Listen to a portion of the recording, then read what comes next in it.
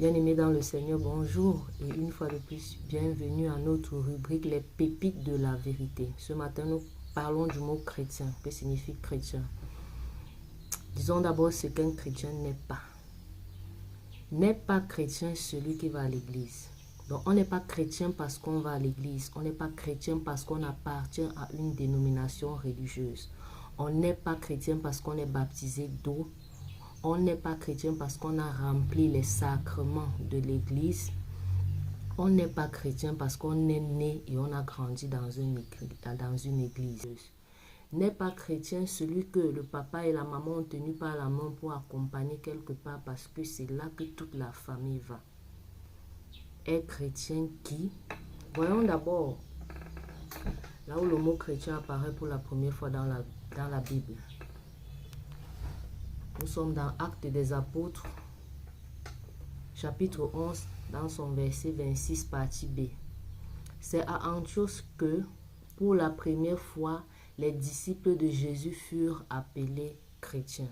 Alors, que signifie chrétien? Le mot chrétien signifie celui qui fait comme Christ, celui qui suit les pas de Christ. Alors, comment fait-on pour devenir chrétien? Pour devenir chrétien, on doit passer par un phénomène que la Bible appelle la nouvelle naissance.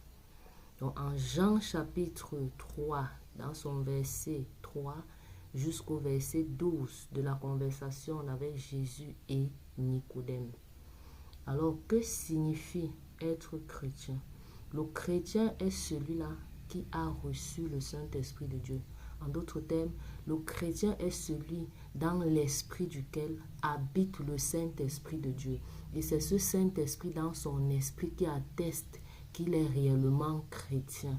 Et c'est ce Saint-Esprit qui lui donnera donc la possibilité de suivre les pas de Christ ou de faire comme Christ. Donc, être chrétien, celui qui est passé par le processus de la nouvelle naissance ou naissance spirituelle.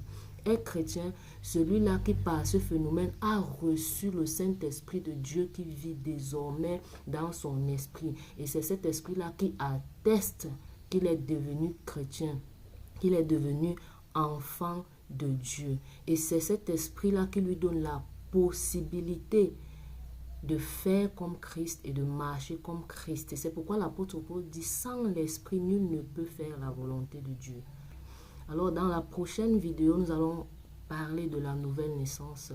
Restez connectés. À demain matin. Soyez bénis au nom de Jésus-Christ.